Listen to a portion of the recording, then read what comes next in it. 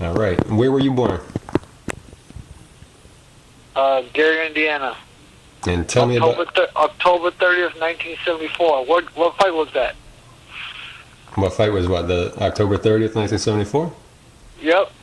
That was definitely Ali Foreman. Yep. That's it. Got it. I was born that day. Mm. I was born on the same day as the Ali Foreman fight, the one in the jungle. Man, Greatest fight of all time. that's something special right there. You know it. Yeah, and I was always a fighter. Mm-hmm. Yeah. And tell me about your home life growing up. What was that like? Fighting. I was living in Gary at the time, and so all I did was fight. Fight was playtime for me. Yeah. And then I moved to East Chicago, Indiana. And then at 9 years old, by that time I was 9 years old, I got into a fight at the school, whooped this dude up, beat up this dude. Came home, I had dry blood all over my hands. My dad looked at me and said, you're fighting again, ain't you? I said, yep. He said, you win? I said, yep. He said, come on with me. He took me to the gym. Took me to the boxing gym at 9 years old. He took me off the streets at 9 years old. And I fell in love. That's a legend story right there. Oh, yeah. Oh, yeah. And so you had a father and you had a mother, I'm sure. Right? What kind of, did you have brothers and sisters? I had two brothers and one sister. And where were you in that order? Were you the youngest, biggest? I was the baby. Uh-huh. Yeah, babies are usually the fighters. Yeah, my oldest brother, he graduated from Notre Dame, architect. My other brother, the next oldest, is Jose Manfredy. He graduated from the Navy, did 20 years in the Navy, now he works for the government. My sister is a registered nurse. And not only she's registered nurse, nurse practitioner. She's a nurse practitioner. And me, I'm the fighter. That's what they call me on HBO. They say I was the black sheep of the family. So you're real close with your family and stuff? I ain't too much close with my older brother. He used to be a manager of mine at one time. I ain't too close with him. We had a little scuffle, I love him, so I love him, but yet, we have our differences, Yeah. He believes in abortion. He believes in all kind of stuff that I'm against, and we just don't get along. My other brother, we're cool. I'm going over his house for the Mayweather fight. He got it on Facebook. I'll be in Virginia for the Mayweather fight. He's having a party at his house. I'll be there, to greet his friends and everybody, that they all know me, they all watching me. So I'll be there to greet them and, spend some time with my brother at the same time. Oh, that's great, man. What kind of neighborhood did you grow up in?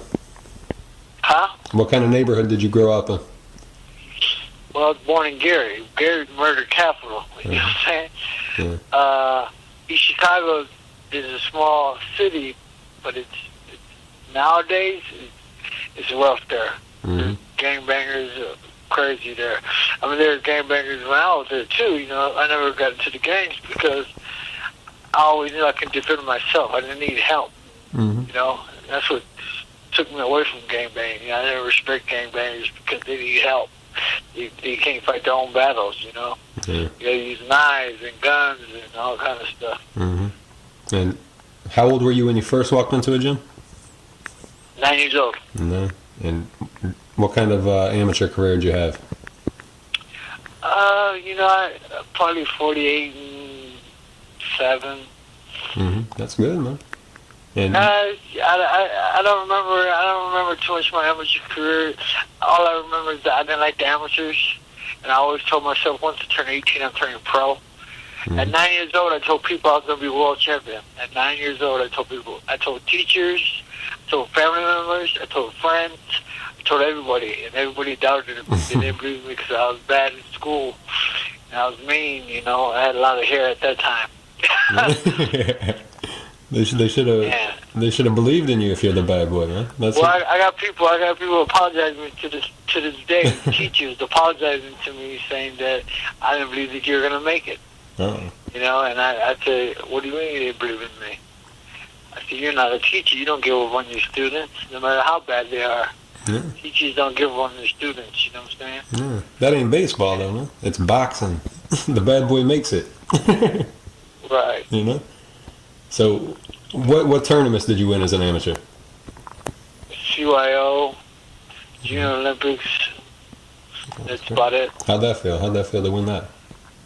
It didn't feel. It didn't motivate me because I just didn't like the amateur style of point system and no technique. You know what I'm saying? It just wasn't me. You know, the headgear. I didn't like protecting my head. I didn't like wearing headgears. It just wasn't me. You know, my amateur career. It wasn't flourishing because I didn't respect it as a fighter. Because I used to always watch it with my dad on TV, the pro fights on TV, you know, and the little gloves that they had, you know, and no headgear. And I said that was a fight. That's what that's a fight. You know, that's what I'm gonna be. When I turn 18, I'm turning pro. And exactly what happened. As soon as I turned 18, I turned pro. Yeah. And that's when I got into my car accident. Oh yeah, right away. Did you get it? The scar on my forehead. That was a car accident. I went straight to the telephone pole. The driver's side was smashed to the passenger side. The front end was smashed to my chest. All I remember was a hand coming in the car. I thought he was trying to steal my car. I swung at him. He freaked out. He thought I was dead. He said, "You go to the hospital." I said, "I'm going home." I said, "I'm going home," and I blacked out. All I remember was begging for my life. Give me another chance. I'm going to be somebody.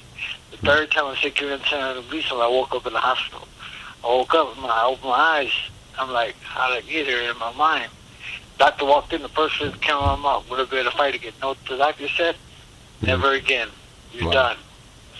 3 months later, in my mind, I said, we'll see about that. 3 months later, I got back in the ring. 3 years later, I was world champion. And what was your record at the time of the accident? Oh, wow. My record was probably 4-2, probably.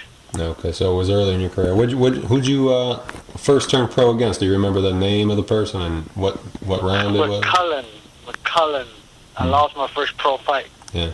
Because I still was still on the streets. I still wasn't 100% there, you know, mentally, and I still had the party in me, you know. Yeah. What did it feel like to lose your first fight? Did it matter to you at the time?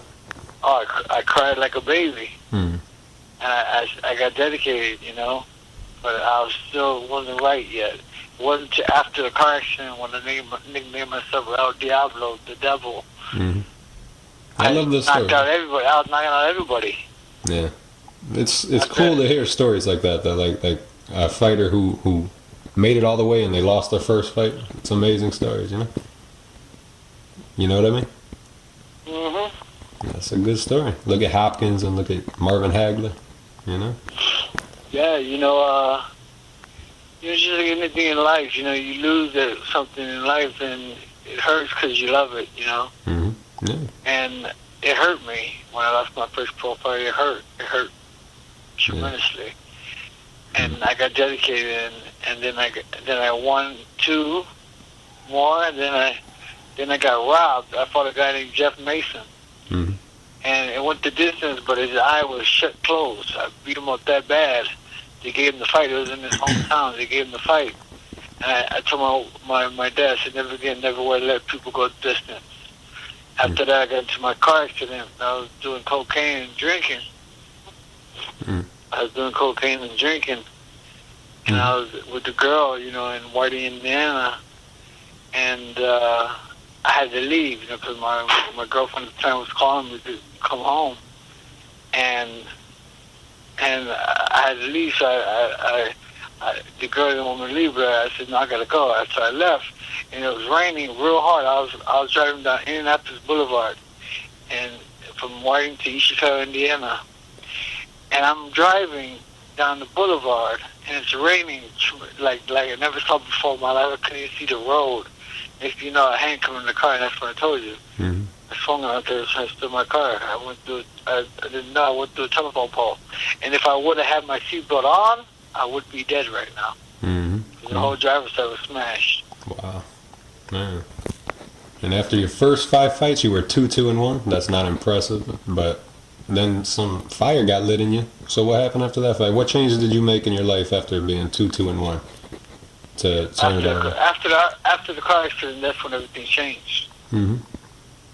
It was right after the car accident. I had a totally different output of life.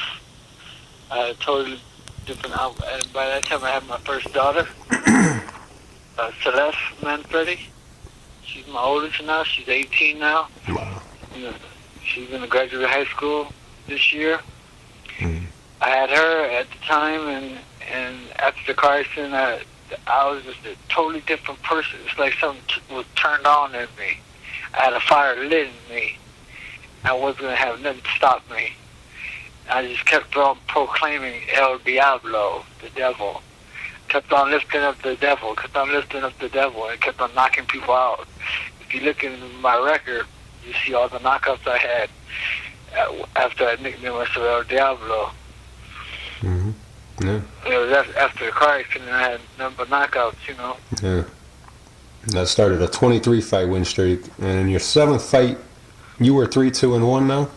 You were fighting a guy with almost 40 fights. Who managed you at the time? Why would you be on your 7th fight fighting a guy with 40 fights?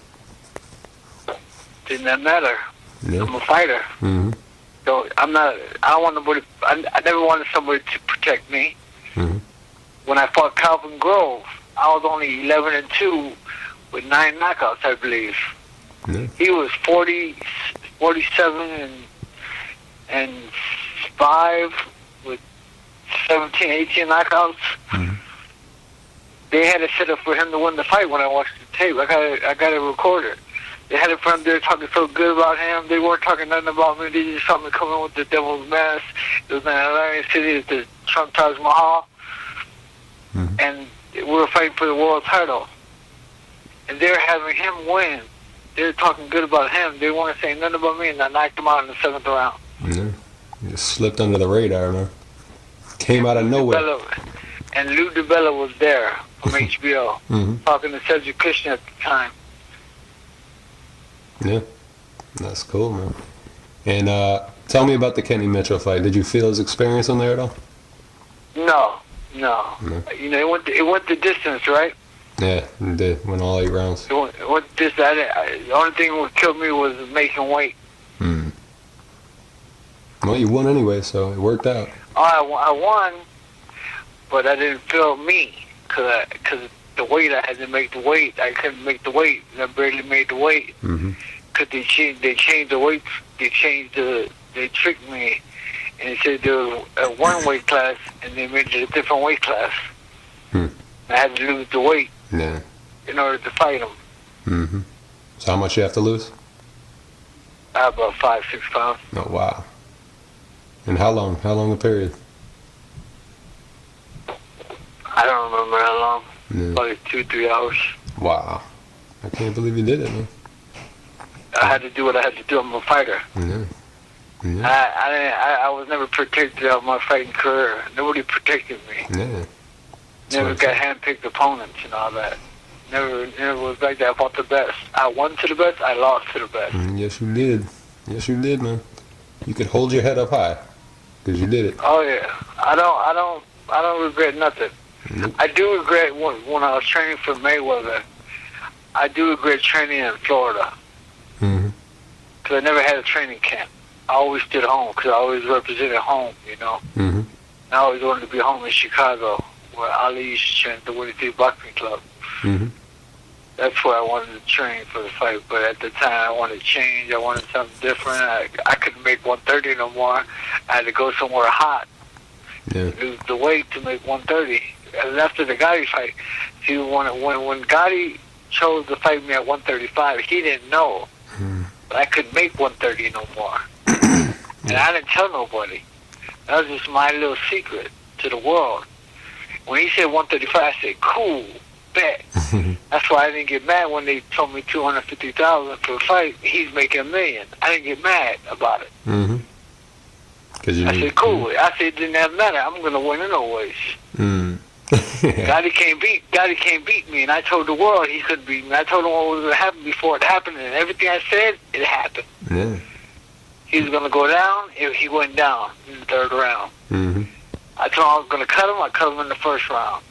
Yeah. I said he's not going to go 12 rounds. He didn't go 12 rounds. He won 8. They stopped the fight. Wow. Before you fought Gotti, you fought a guy named Jimmy Dioria. What do you remember about? Jimmy Dioria. What do you remember about that? I remember that. He was a junior welterweight at that. He was a junior welterweight. I'm a junior lightweight at the time. They tell me I got to fight a guy. He came in at 138 and a half pounds. I came in at, I think, 32, I think. Mm-hmm. Yep. And he had so many fights and I had so many fights. And they had him winning. It was in his hometown.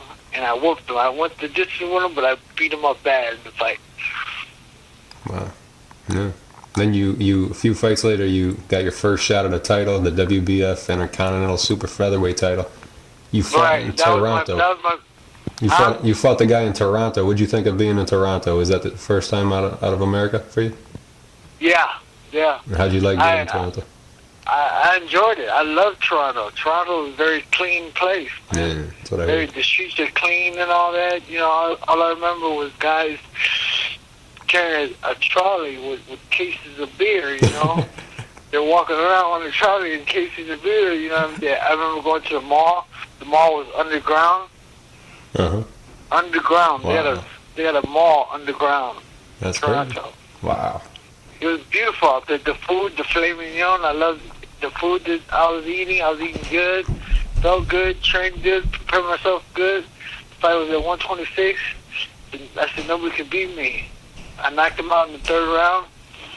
Mm-hmm. And they try to come against me and try to say that it wasn't true, this and that. They try to fight it, you know what I'm saying? They try to protest it at the time in Toronto because he was from Toronto and they didn't know what was going to happen, and when it happened, they didn't know what to do. They were trying to get me, you know. They're trying to rig it up, but they couldn't do it.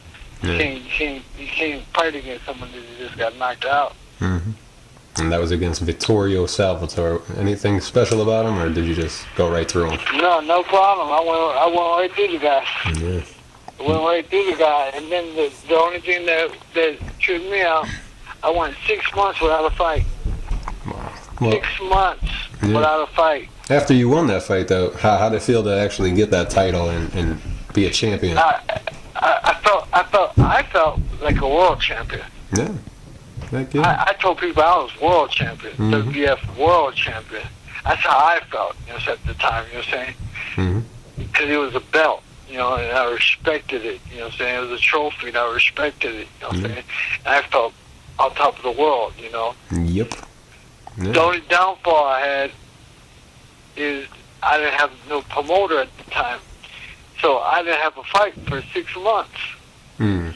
Then they see Calvin Grove. I'm like, who the heck's Calvin Grove? I don't care. I want to fight. Mm-hmm. That's all I remember is just saying yes to the fight. Yeah. That was for the WBO title, or WBU title, sorry. Yeah, I didn't care. It was for the world title. I didn't care. Mm-hmm. You know, belt can be WU, IBU. I don't care what alphabet it is. It's still a world title. Yep. The champion makes the belt. The belt don't make the champion. That's true. And they had a good I one. I was telling the people, and I was proving to the people, I'll fight the best and beat the best, and I'll lose to the best. It does not matter. But I'll step up to the best, and I'll step up to the plate, and I'll fight anybody at any time, anywhere, any place. It does not matter. Because I never was protected. I never had a manager and stuff like that. Never had that. Well, Calvin Grove fought everybody. What'd you think of being in the ring with Calvin Grove? I didn't think about him. You didn't think nothing about him? I never heard of the guy. Okay, that helps. Yeah, that's cool, man. I never heard of the guy. You know what I'm saying? Mm-hmm. All I know, he had a lot of fights. And Yeah. when they read off his boxing record, I was like, whoa, okay. Okay, you got a lot of experience, you got a lot of fights, you know. Who is this guy? I didn't care. I didn't even think about that. It didn't matter to me at the time. I was El Diablo, the devil. Ain't nothing going to stop me. I had a switch turned on after that car accident, and nothing was going to stop me. Mm-hmm. I was unstoppable, and I went right through Calvin Grove. Yeah. Easy fight. It was all right in the beginning. It was you know, they're counting me out in the fight. But once I caught him with that straight right hand, that was it. Yeah. Then you fought Harold Petty. What do you think Harold of that? Petty. What do you think of that? Well, Harold Petty was an older fighter, but he had a lot of experience. He was a southpaw too. So I mean, I knew he wasn't strong enough to get me. I was too young. I was too strong, and I didn't care about his experience. I didn't care about nobody at the time. When I was there, I didn't care about nobody. I didn't care about nothing. It's just me and you. Let's go. Bring it. I don't care who you are. You ain't gonna stop me. No. I had an attitude. You know, I had a bad attitude. I wasn't gonna. I'm the only one. I talk stuff to Mayweather. And Mayweather was quiet at that time. He's not like he is now. Like he is now. He's very arrogant. He's very cocky. He's very, you know, he is the best. I take nothing away from Mayweather. But when I fought Mayweather, he was quiet as can be. When press conference, he was quiet as can be, man. Yeah. And after the Harold Petty fight, you fought no contest with David Toledo. What do you remember about that fight? David Toledo, he was another southpaw, fast, slick guy. He was hard to get to, but we got to him. But every time we got to him, our heads collided, and it just went the way it went. Yeah. With the headbutts, and he's getting cuts all over. It was a no contest. So I retained my title, and you know, it was just an experienced fight that I had to learn from, something that I never been through with any fighter before, where I win a fight through headbutts, you know, the cuts, no contest, you know. But it was what it was. And then after that fight, you went to South Africa. What did you think about being in South Africa when you were there? I loved it. I was like, you know, when they told me something else, I was like, cool. You know, because I like traveling. Yeah. So when I went to Toronto, I loved it. When I was traveling from state to state, I loved it. But when I leave the country, I loved it. And when they told me so, I said, cool, that's where the black people live. That's where I was born around. That's Gary, Indiana. That was 90% black. I said, cool. I said, I love going to Africa. Yeah, I'll go to Africa to fight this South African champion. I said, yeah, cool. I'll defend my world title in South Africa. Does not matter to me.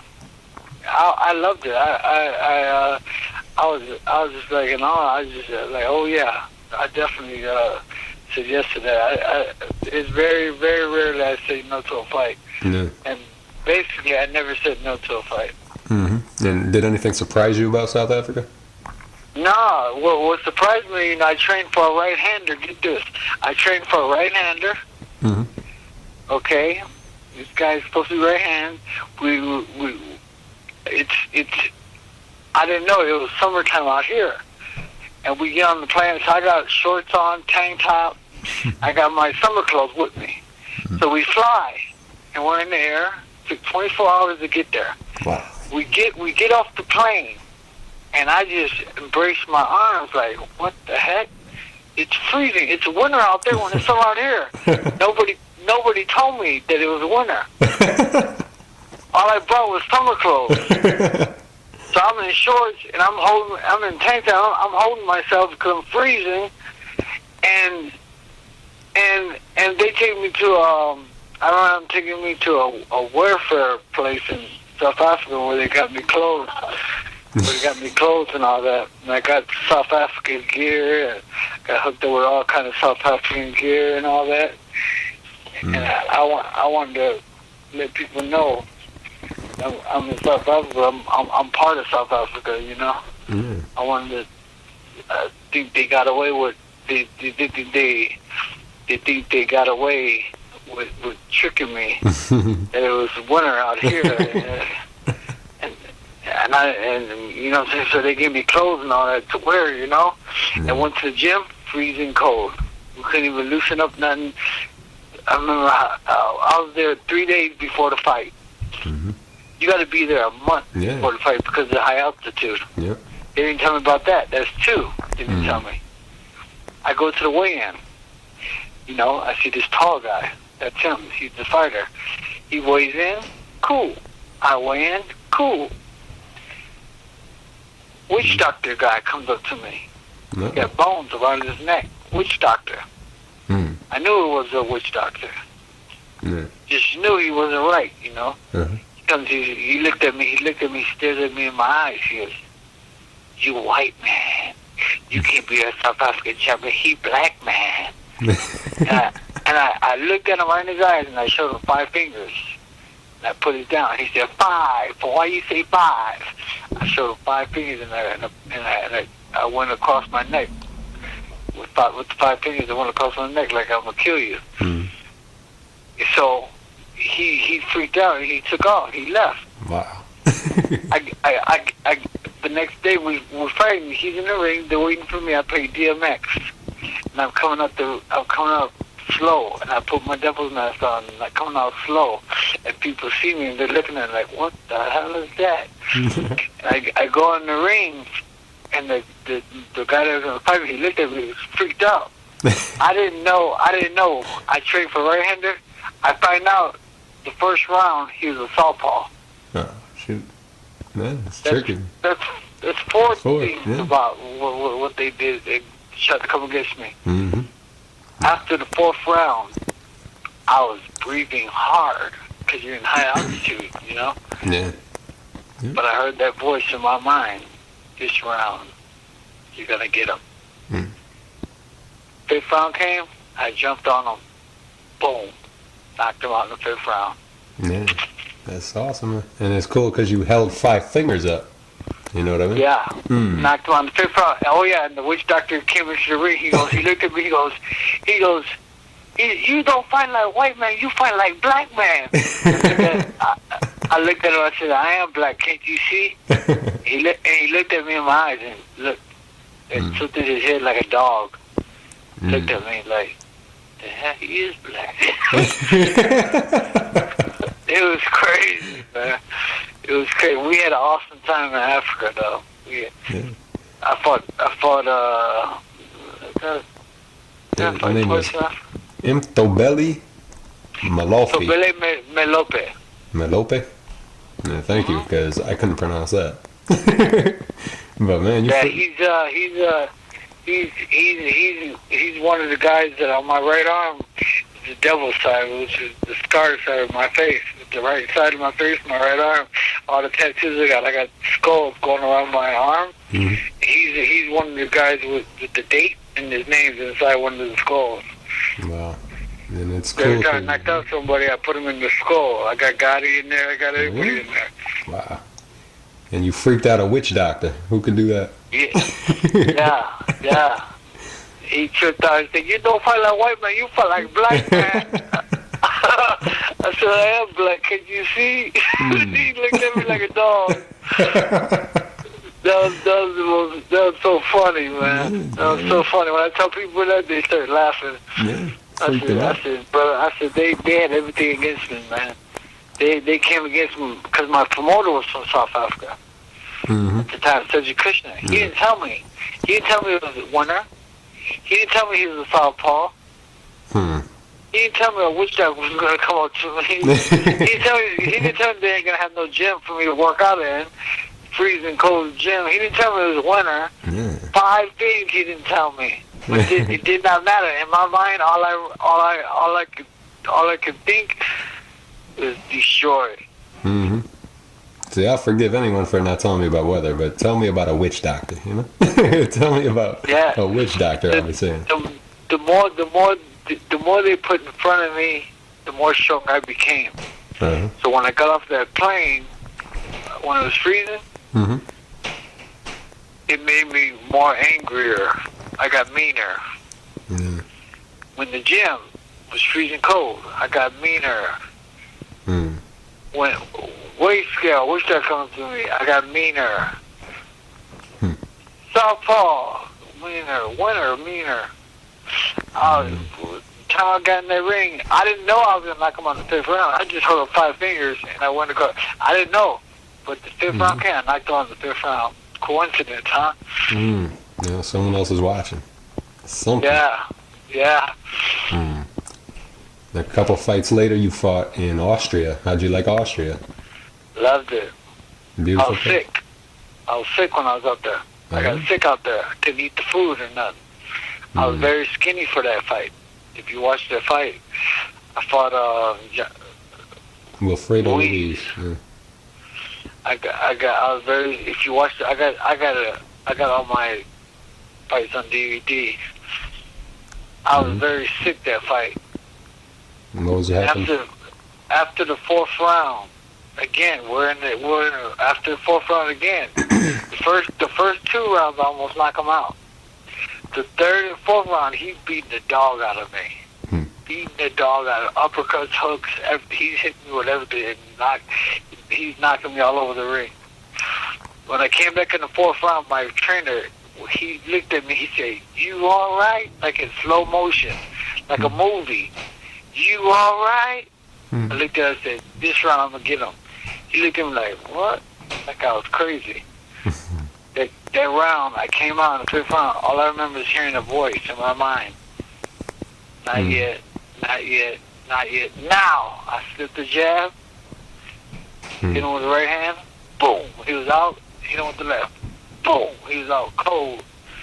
He was out cold. If you watch the fight, you watch that fight was awesome. Wow. Knocked him out cold. Wow. Then when you got back, you fought the guy who almost beat Gotti, Wilson Rodriguez. What'd you think of that fight? That was in Atlantic City. He was a tough fighter. He cracked my nose with an uppercut. I forget what round it was when I was bleeding out my nose. He cracked my nose with an uppercut.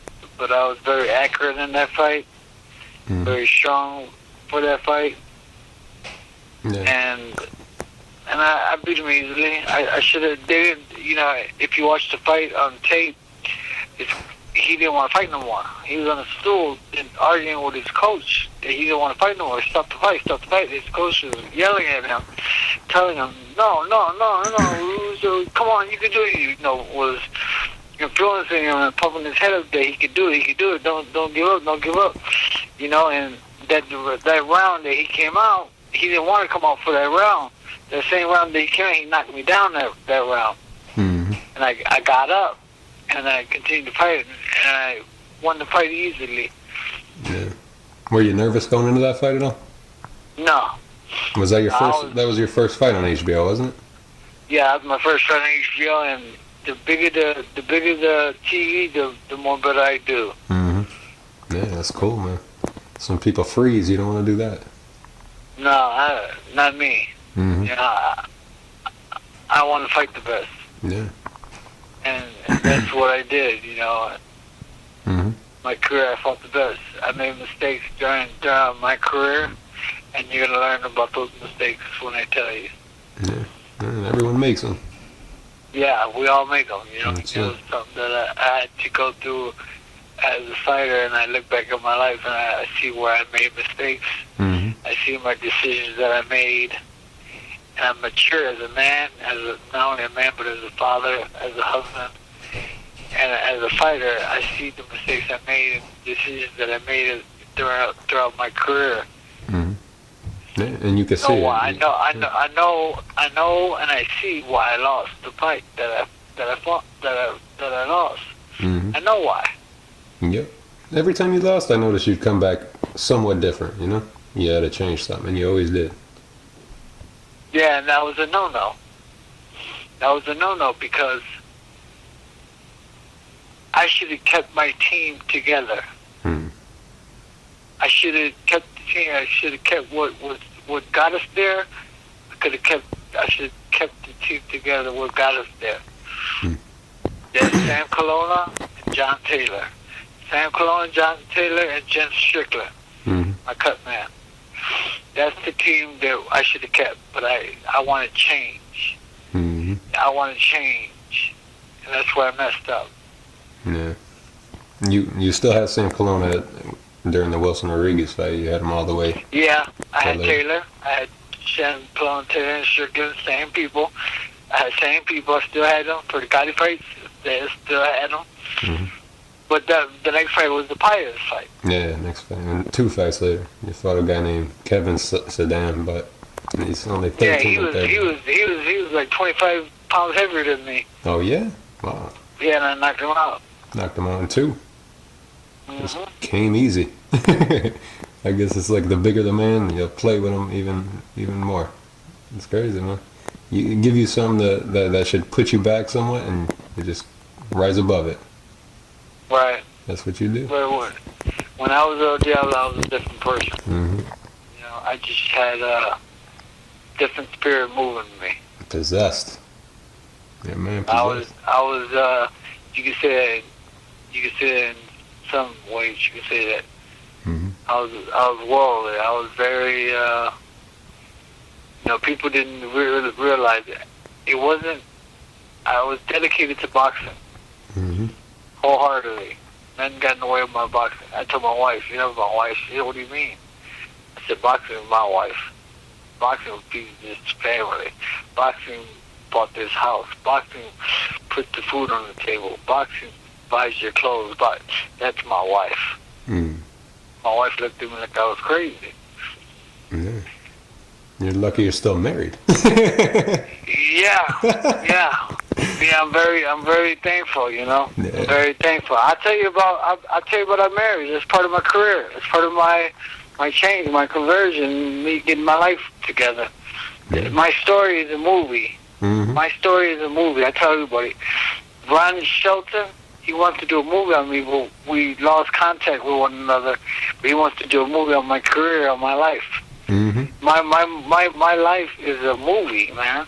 What I've gone through in life, it blows people's heads up, man. Mm-hmm. Yeah. Tripped out what I've gone through. So what happened during your marriage? Like, were you married? You were married from your first pro fight?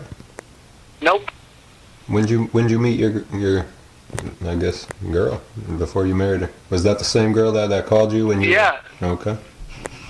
That's this same girl. I've been with her for 21 years.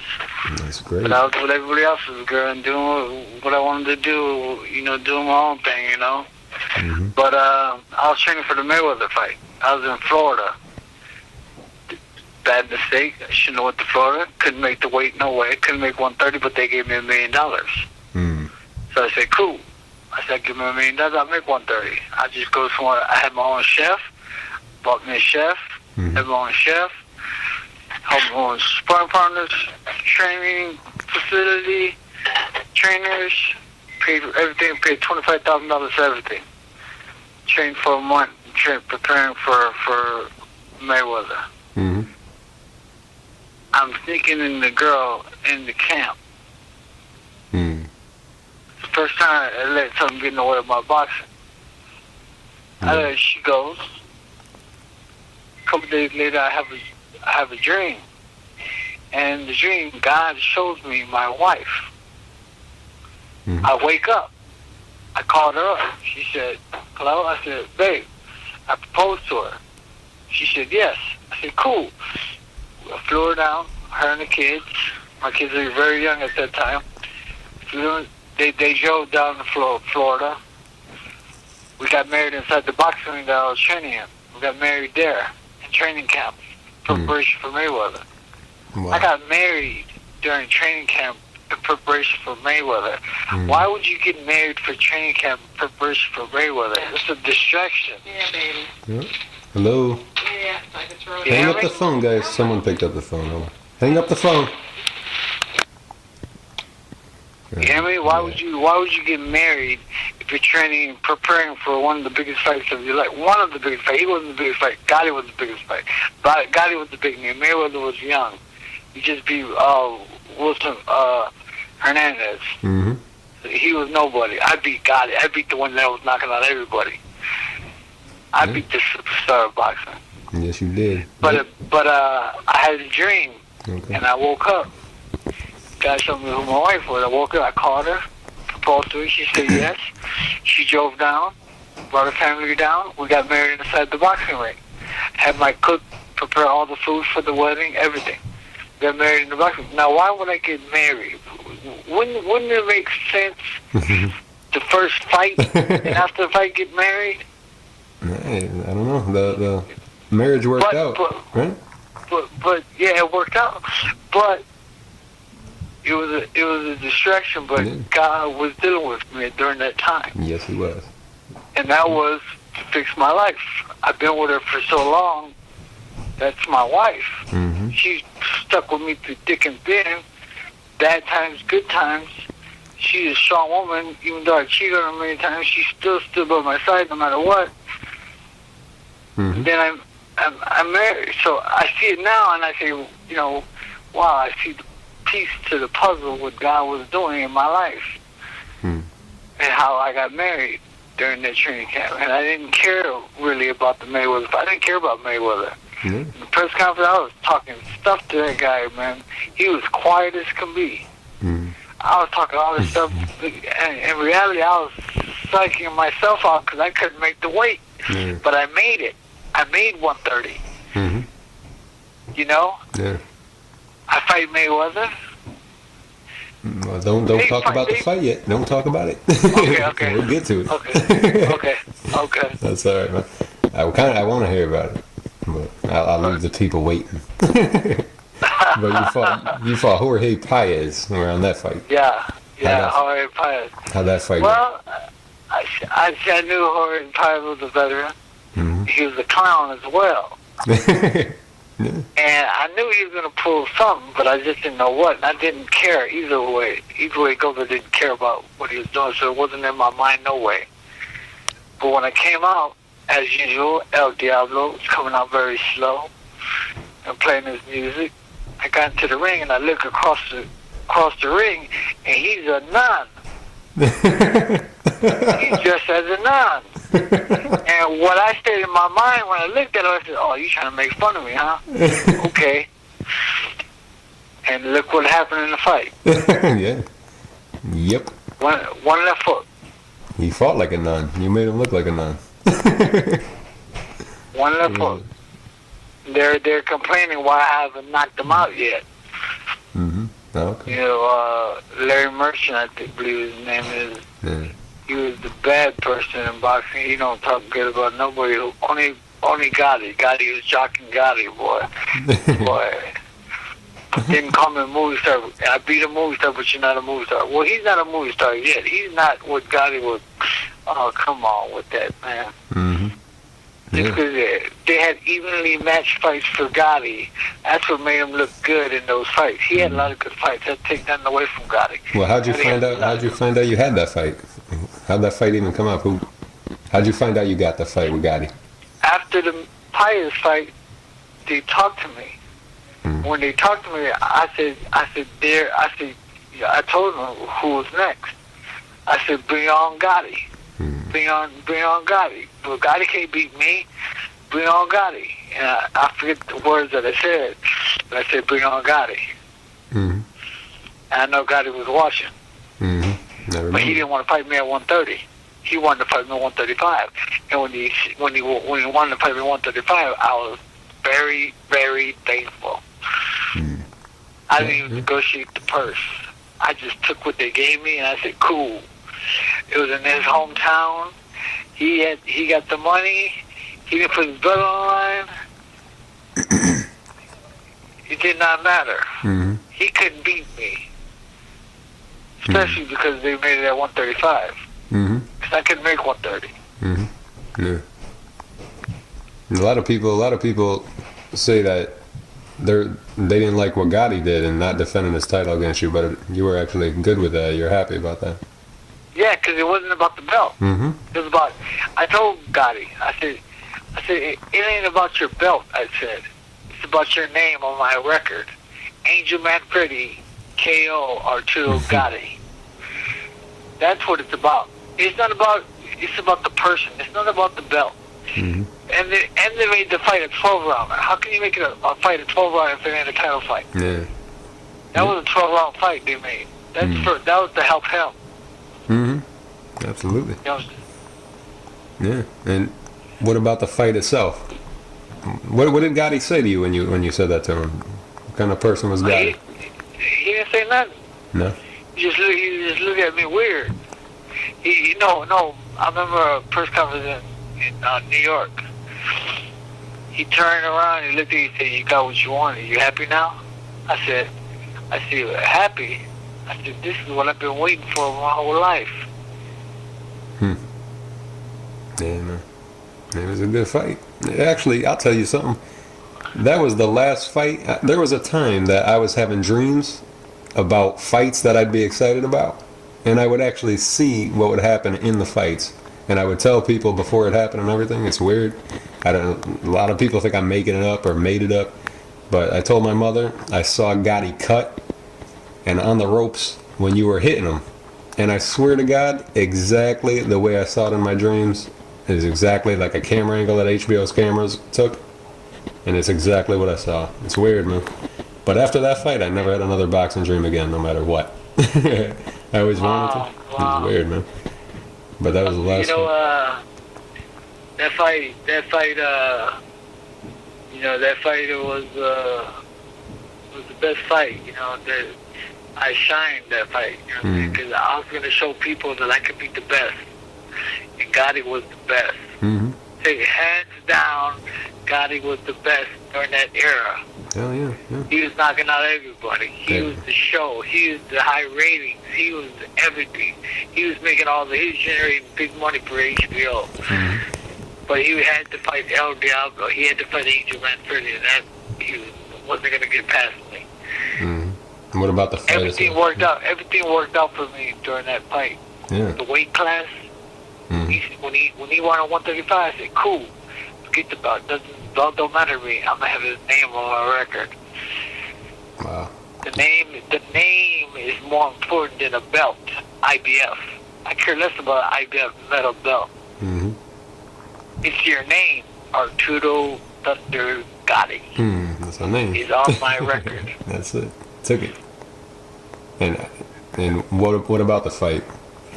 What do you remember about that fight? Fight was the first round. First round we were just fighting, and I caught him with over right hand. Cut him. Yep. I love those Reyes gloves. Yeah. I used to love Reyes gloves.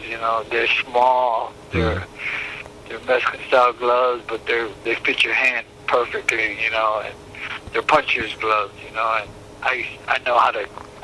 was taught how to turn over my hands to cut.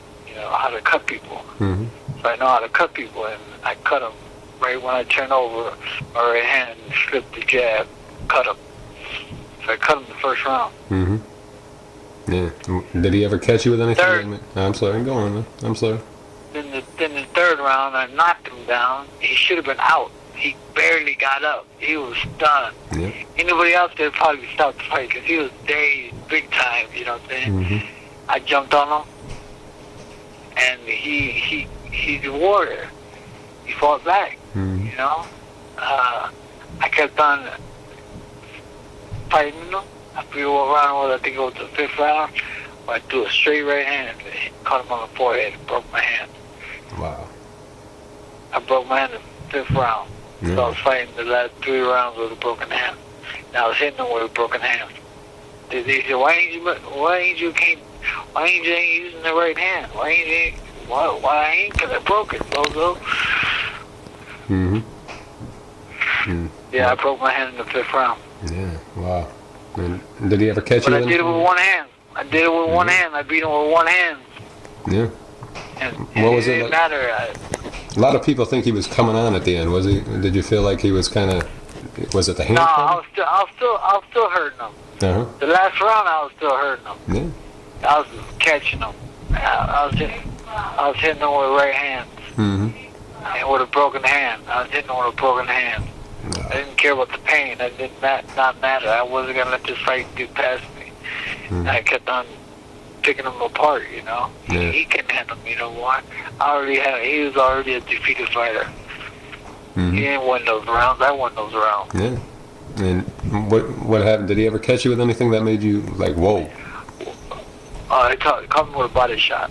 You know what round it was. He caught me with a body shot, knocked the one out of me, and I backed up off him, and he was chasing me. But then I recuperated probably about a minute later. I was okay. Yeah. But he knocked the one out of me. And what happened after it was over and you And you won. How'd that feel? Beating Arturo Gatti. That was superstardom right there. You know? I'm a superstar. You know, I knew I was a superstar because I beat the best. That's what I always wanted to do, beat the best. Oh, yeah. And I did that in my career. You did it. I can always say that I beat the best. Absolutely. Yeah, man. And go ahead. I'm sorry if I interrupted you, man. You interrupt me. But what did Gotti say to you? What did Gotti say to you after that fight? He said, let's do it again. Mm-hmm. And, you know, they asked me about a rematch after the fight. And I said, you know what, he wasn't the champion. He wasn't the champion, didn't put his belt on the line. So I said, so I want the next up-and-comer. Bring on Prince. Bring on the showboat. Want to talk, can't walk the walk. Bring on the little showboat. Bring on Prince. He can't beat me. He's too small for me. Gotti is stronger than him. He ain't stronger than me. Bring on Prince. And Prince didn't want to fight me. He made up excuses. His manager made up excuses. Oh, and a year from now, 2 fights from now, we'll fight him. They didn't even negotiate. No. Nah. Then I could make 130 anyways, but I mean, if the money would have, you know, that's the, it's money talks, you know, in this game, you know, and that's the first time I let money get in the way for the Mayweather fight. Yeah, I'll tell you though, it's prize fighting. Otherwise, I wouldn't have. It's prize fighting. You're fighting for a prize, so you got to do what you got to right. do. Yeah, but I wouldn't have fought Mayweather. Yeah, I hear you, man. I hear you. I'm gonna tell you about the story about Mayweather. Well, let's get to the next fight. It's like you're making me want to hear it. But when you broke your hand in the Gotti fight, how come you fought just 5 months later? Like, why didn't you give it more time to heal? No, because I wanted to fight. That's it. Yeah. So you had to go. And during that time, remember, I was El Diablo. Mm-hmm. So I didn't let nothing get in the way of boxing. But after the fight, it's party time. Okay. Yeah, man. It's party time. So I blew money like crazy, man. Wow. I was blowing money left and right, man. Partying, man. I take a stack of hundreds, $5,000 in one night. Yeah. Next day, I'm with $50. Wow. I'm going through money like water, man. What were you buying? What was the things you were buying there? Buying cars and stuff? No, cocaine. Oh, okay. Ecstasy, acid, weed, alcohol. I was crazy. I was El Diablo. Yeah. After the fight, it's party time. Wow. After all these fights we're talking about, it's party time. Yeah. When would you cut it out? Would you stop it all right away in training, or would you train while doing it? When they call me and tell me the fight's in a month and a half, cool. Everything shuts down. So go home with be in bed by 10 o'clock. Train, run, no sex. Yeah, man, that's the life of a fighter, man. So, I guess you got away from that rule in the Mayweather fight. Yeah. Well, when I got married, it still didn't have. I just for the Mayweather fight, I was with this girl, and we did what we did. You know, I forgot where I met her from, and all that, but I got her pregnant, and after the Mayweather fight, I said, no, I'll take care of this and this. She said, no, you're married now. I'm getting an abortion. So she got an abortion. Wow. I'll see the baby when I get to heaven, though. I ain't worried about that. That's why you're against abortion now, right? Is that a part of it? Yes, sir. Yeah. I've been against abortion. Yeah, me too, man. I'm against it too. I gotta admit. Killing kids, man. When my pastor told me that they showed this guy, he's a famous guy and a surgeon that he gets, you know, he's one of the highest guys that gets abortions. Not everybody comes to him, you know, for abortions. But he saw they have a picture now. You can actually see what the abortion does. And they had the thing sucking the baby, and the baby was trying to get away from the suction cup. Oh, wow. It was crazy, man. The baby was trying to run away from the suction. It was crazy. And the guy saw it. He saw what he was doing. He saw that it's a baby. It's not they said it's not a baby, but it's a baby. He saw the baby, legs, arms, everything. And they're doing this, and he saw it, and now he's against abortion. Now he's against it. Now he's got a clinic to stop abortions and all that. Yeah. I think it's on YouTube. I'll check it out, man. After that next fight we got, you fought Lacine. Then after that, you fought. I know it wasn't the big Garden, but it was still the theater and still the Garden. How did it feel fighting at the Garden for the first time ever? They had me about 30 stories high. A picture of me, you know what I'm saying, standing in boxing stance. They had my picture so big, so high, you know, and it was awesome fighting Madison Square Garden. Yeah. It was awesome, but after the John Brown fight, I couldn't make 130. I knew it. I wanted. They said they wanted me to defend my belt for the 7th time. If you defend your title 7 times, you get a championship ring. So I said, cool. I said, I'm going to go down one more time at 130. I fight John Brown. I fought John Brown. He rocked me during the fight. I won the fight, but he rocked me. I forget what round he rocked me in. And I said, holy, moly, and I got done fighting. I won the fight. But I said, never again. I can't make 130. I'll never fight 130 again. I'm fighting 135. Yeah. And then they came to me in my attorney's office in Chicago, Illinois, and it was Lou DiBella. I remember it. And he said, we have a fight for you. I said, cool. I'll fight anybody. You know that. I'll fight anybody. Bring on anybody. I'll fight anybody. He said, Floyd Mayweather. I said, Floyd Mayweather. He said, Floyd Mayweather. I said, who's that? I said, I'll fight him. I don't care. I'll fight him. I want $1 million, though. I want $1 million. 130. I can't make 130. That's the thing. Yeah. Spoke it. Yeah. Now, see, the Bible says, speak those things that are not as though they were. So I spoke, I couldn't make 130. I already spoke it into existence. So in reality, I can't make it. I'm speaking those things that are not as though they were. So I'm speaking, I can't make 130. That means I can't make 130. So in my mind, I said, I can't make 130. I said, he said, $1 million. And I stopped, and I thought in my mind, he's looking at me, he said, $1 million. I was like, in my mind, I said, okay, $1 million. Wow. I get the camp, I get a chef, get a cook, need a cook, gotta get a cook, gotta get a chef, get a camp, gotta go somewhere hot.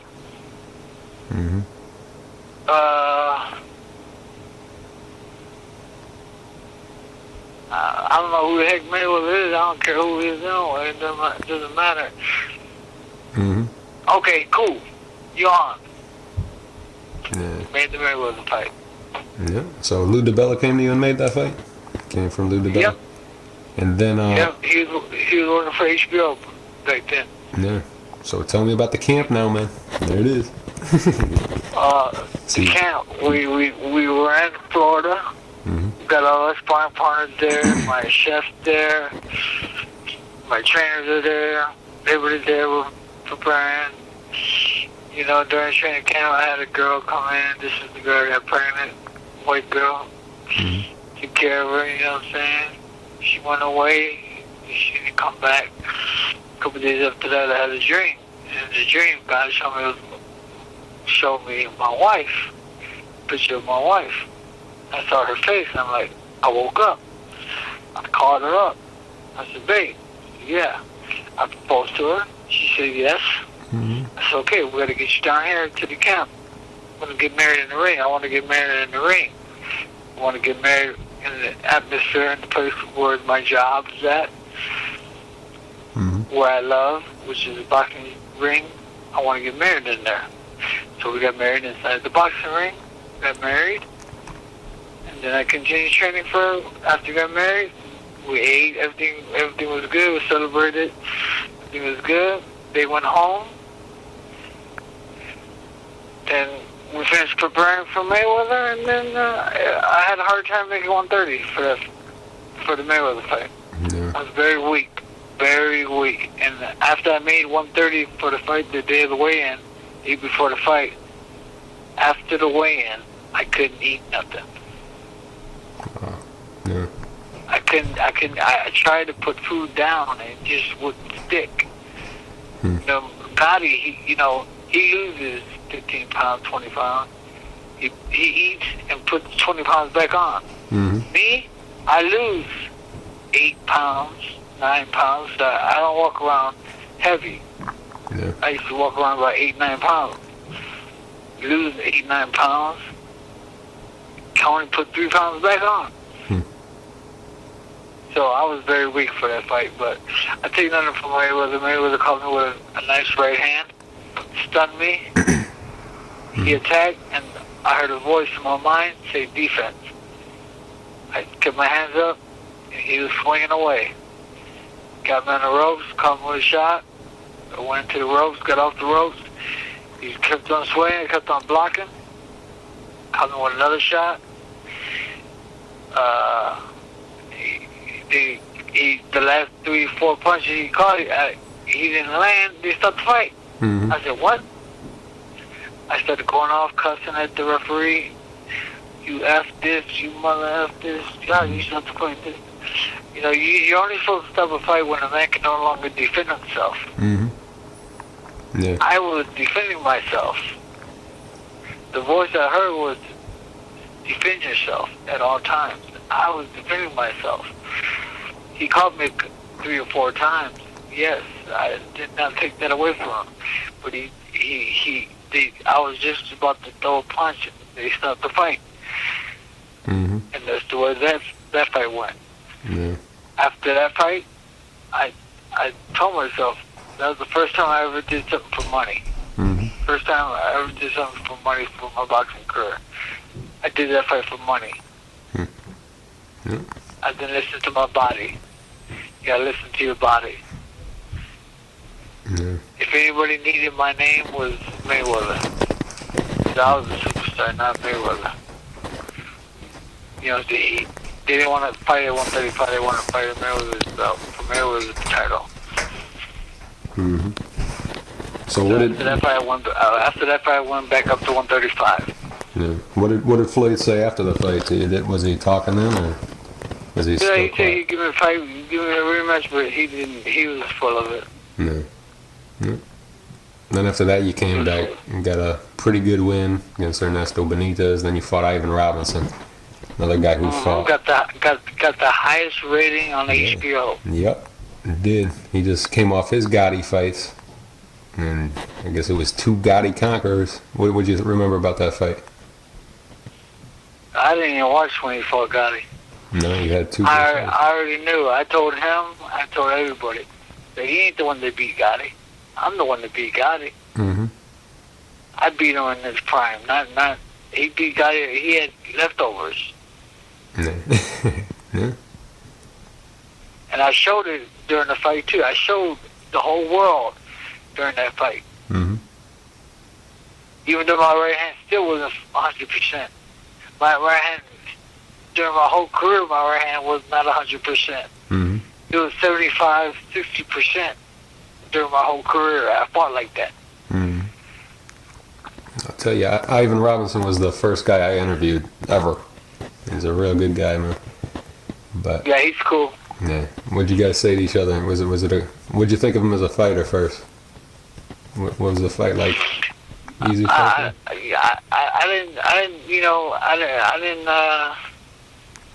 didn't think about nothing. Mm-hmm. I know he beat Gotti twice. And I'm like, and he was claiming that he's the one that really beat Gotti. I'm like, because he beat him twice. I'm like, what? Yeah. I'm the one that beat Gotti. He had leftovers. So I beat Gotti in his prime. I said, man, bring it on. I only made $250,000 for that fight when I fought Ivan Robinson. I should have made way more money than that. But it wasn't about the money. That's when I went back to my old self and said, you know what, bring it. Bring it.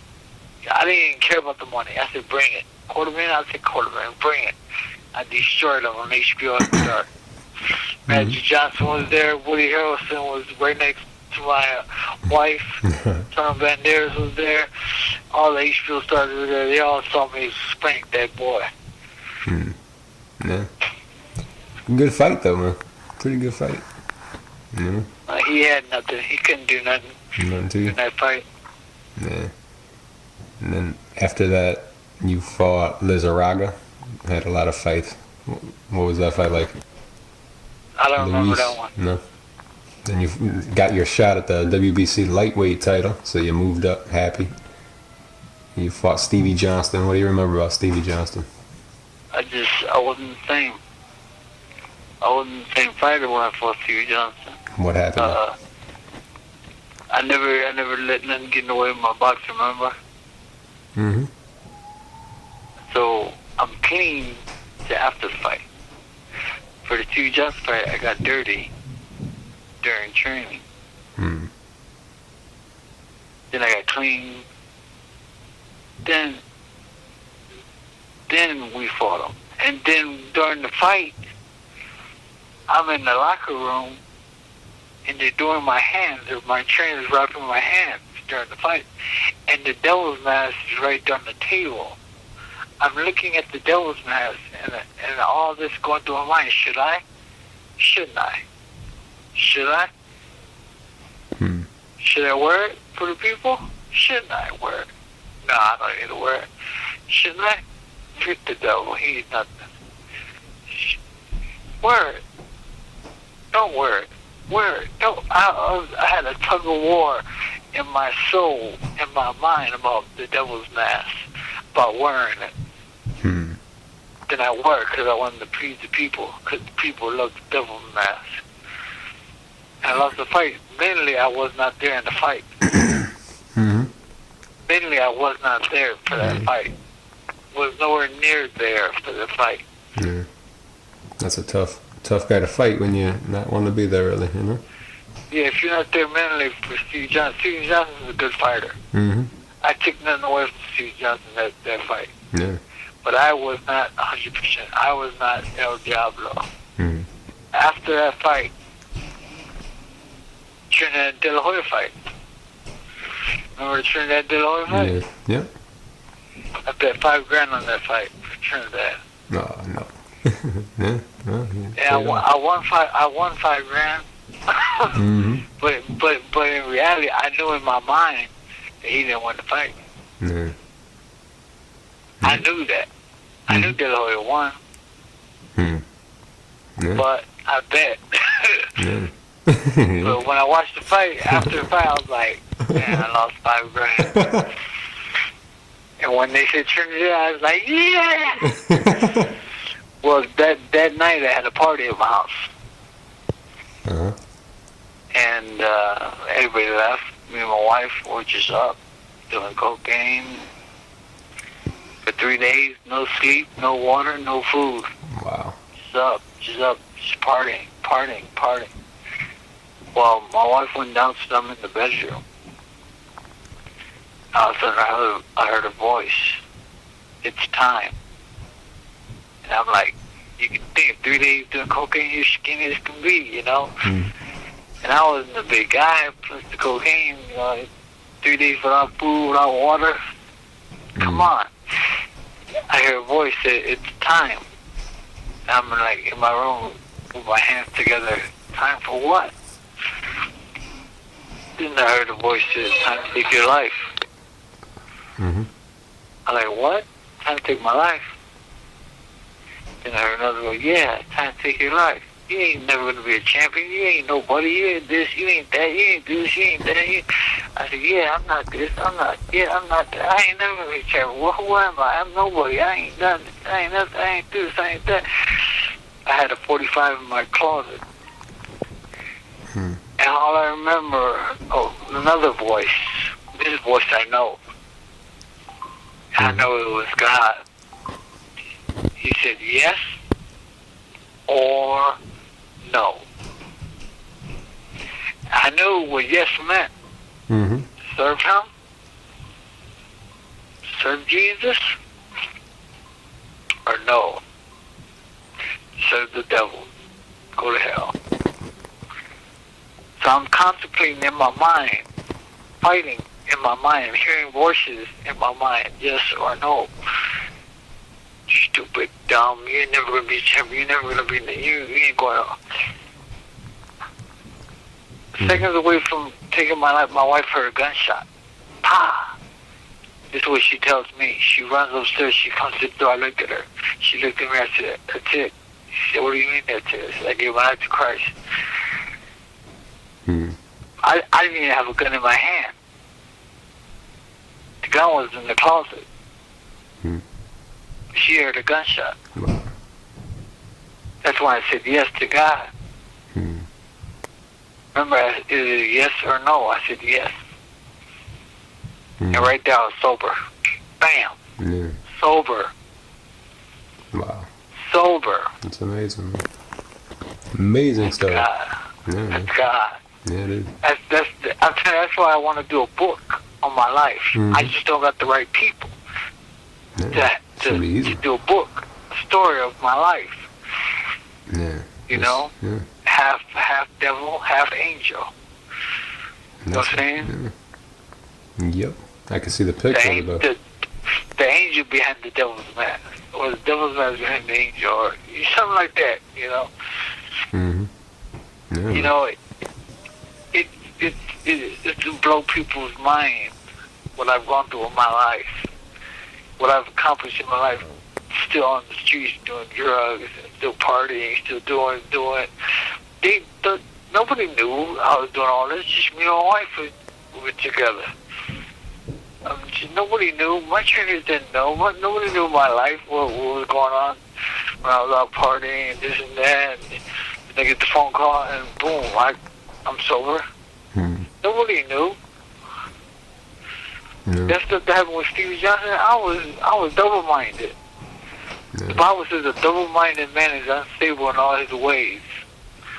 I was double-minded. I was yes or no. I didn't know what to do. I didn't know the word double-minded or not. I didn't know. I was contemplating in my mind. I mean, can I beat him? Can I beat him? No, I can't beat him. Can I beat him? No, I can't beat him. Can I beat him? Yeah, I can beat him. No, I can beat him. I was so messed up in my mind mentally for that fight. It was pathetic. Wow. But nobody knew. I never used it as an excuse. Yeah, no. I never told people what was going on. Because in the right mind, I wasn't in my right mind at the time, like I am now. I can look back at my life now and tell you what happened during everything, what took place during the fights. I can tell you voices I heard, whether it was God or whether it was the devil. I can tell you that. Now. Yeah. During the time, I was lost. I can't tell you nothing. I was lost. I was double-minded. Well, here you are, man. You're found now. You found yourself. I'm blessed now. Yeah. I'm thankful now. I'm born again now. I'm happy. And I'm content with such things that I have. I'm content. I don't have much, Chris. Chris, right? Yeah. Yep. I don't have much. I don't have millions of dollars like I used to have. I blew it all. And wait till I get to the story about when the IRS came after me. Ah, shit. You want to hear some stuff? I'm going to blow your mind. Yeah. When did this happen? Did that happen? This is after my career. Yeah, okay. Well, let's save it. Let's save it for after the career. Wow, man. You got a book. I could write the book. Yeah, we'll do it. No, I'm gonna. Want to do it? We'll do it. I'm gonna make sure the right people hear this. They're gonna come to you. Yeah, we'll do it. We'll do it. Let's do it, man. Well, you tell me what you want off the top, what percentage you want, and we'll do it. That sounds good. I'm not gonna take any percentage, man. I'm gonna do things myself. I'm not gonna capitalize off your life, Angel. No, but I want you to make something because the labor's worth his wages. Yeah, I bet You're still helping, bro. So that's what Facebook's about, Angel, man. Facebook. You use your Facebook, and you can get right in touch with all the right people, man. And get this story and make everybody hear your story. And that's what I want to do. Right. Well, I want you to open up my Facebook. All right, man. I'm gonna do it. I don't have a computer. My wife deals with a laptop computer. That's her though. You know what I'm saying? Mm-hmm. Now, she don't let you use her computer? I don't mess with computers, man. Okay. Hey, man. Yeah. Now, after that Stevie Johnson fight, that's when that happened? After the Stevie Johnson fight? Well, what happened? When you changed your life and your wife heard the gunshot and you just Yep. said no more? Yep. It was before the Sean Fletcher fight, though? Huh? It was before the Sean Fletcher fight, your next fight after Stevie Johnson? Yep. Mm-hmm. And what happened in that Sean Fletcher fight? Do you remember that one? I knocked him out. Yeah. Nothing special, really? Just an easy fight? No, when I knocked him out, I ran to the ropes and I shook the ropes. Ah, and I screamed extremely loud. Mm-hmm. I forgot what I said. But I said something, but I forgot what I said. Yeah. And, Yeah, but I was, when they interviewed me, when ESPN interviewed me, I said, I'm born again, I'm saved. I still wasn't born again yet. mm-hmm.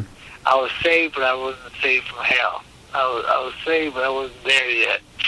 There was a process of salvation is a process. You got to get born again, to be saved. I wasn't born again at the time. I was claiming Jesus, proclaiming Jesus. I thought I was saved. Mm-hmm. I was saved from hell. Yes, I was saved from hell. I didn't take my life. I was saved from hell, but I wasn't born again at the time. Well, you gotta claim it before it happens sometimes. Well, you gotta walk in it. That's The it. actions show for your works, you know. Yeah. It's true, man. You're inspirational, man. You put a few wins together after that, and then you ended up getting a shot at Diego Corrales' IBF super featherweight title. What do you remember about At that? what weight? At what weight? 130 again, huh? Yeah, I could make 130. What were you I doing? could make 130. You know, I when I fought Sean Fletcher, it was at 132. Mm-hmm. Sean Fletcher was talking stuff. He fought in Indiana. I was there at the fight where he fought in Indiana. He called me out. Mm-hmm. When he called me out, it motivated me. Mm-hmm. Be like, to give him an opportunity to fight me, to give him a chance to fight me. So I gave him the opportunity to shut his mouth up, you know, talking a lot of stuff at me.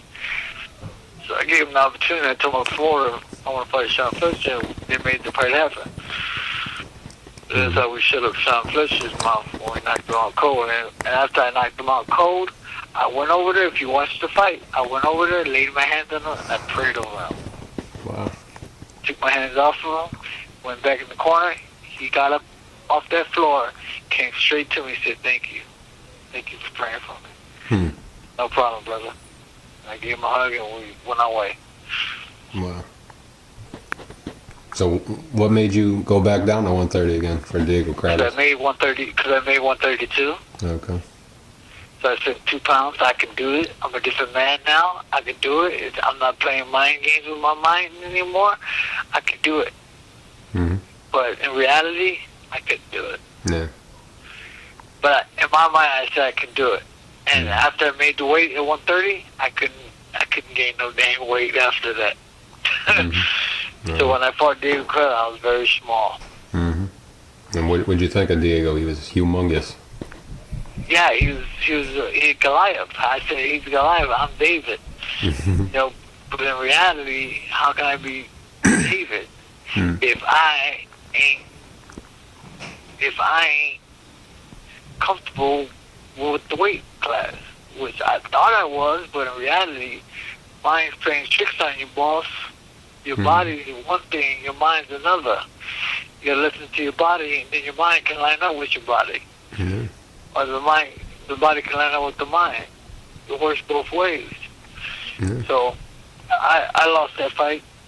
After that fight, I went back up to 135. Though. He was a Goliath. I couldn't.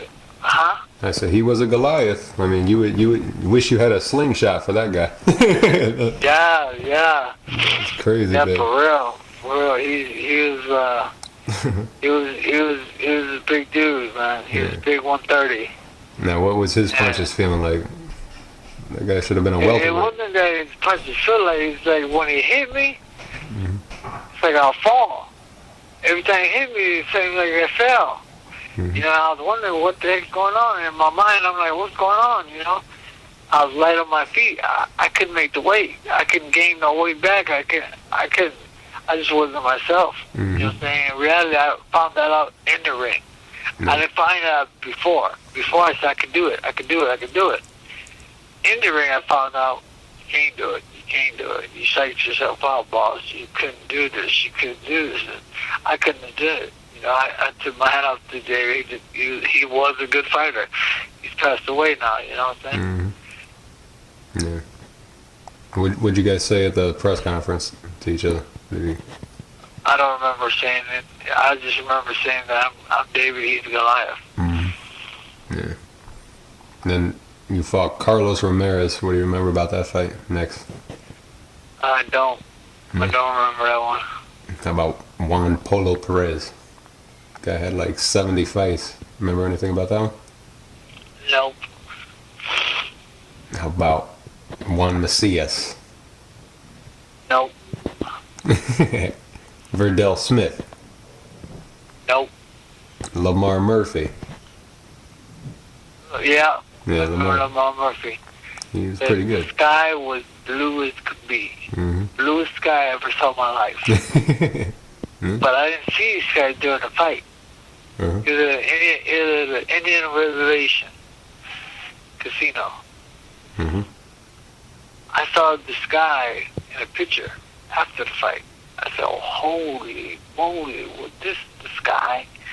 This was the Bible. They said that when we were fighting, it was raining. It was raining, bro. It was raining all around the ring, but not in the ring. Yeah. You believe that? Yeah. Yeah. That's crazy. My wife said it was raining. I said, what? No, it wasn't. I didn't see no rain. It wasn't raining in the ring. It was raining outside the ring. Wow. No raindrops landing in the ring. Yeah. That's crazy. Yeah, I believe it, man. What happened with me? I have a little daughter. She's like, she just turned 5. She was 4 on Thanksgiving, and she made this Indian wear, this Indian headgear, and she was starting to dance. I said, do a rain dance. As soon as she started doing a rain dance, it started raining. It was just so crazy. Oh, wow. There's something magical, man. There's something about Indian people. Wow. She was born Thanksgiving? No, she made something in school on Thanksgiving. Oh. A hat with Indian feathers, and she put it on, and she started dancing because I told her to. And it actually started raining. I got married Thanksgiving. Did you? Wow. On Thanksgiving? November 26th. In the ring, right? 1998. That's it. Got married. That's beautiful. I was training for the Mayweather fight. It's been a long time. Yes, sir. Time. So, what did you think of Lamar Murphy as a fighter? Did he show you anything? He didn't. I was taking this creatine. This when creatine was been out, and I was taking this creatine, and I was pissing it out a lot, you know. And I had diarrhea for the fight and all that during the fight, the day of the fight, and I was on the toilet the day of the fight, pissing and going on the toilet, you know what I'm saying? So my stomach was messed up during the fight. Yeah, but I did what I had to do. That sucks, man. That's a lousy place to have a diarrhea stomachache. Yeah. Well, it happens because I was taking creatine, you know. This stuff, it didn't react to my body. You know, I had a different trainer and different supplements and all that, and it just didn't react good to my body. Yeah. I wish you had some Depends to wear, not a belt, not a cup, protective cup. Yeah.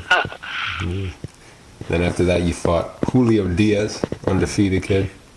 Until he fought Diaz. you. Would you? I said he was undefeated till he fought you. Right. What'd you think of that fight?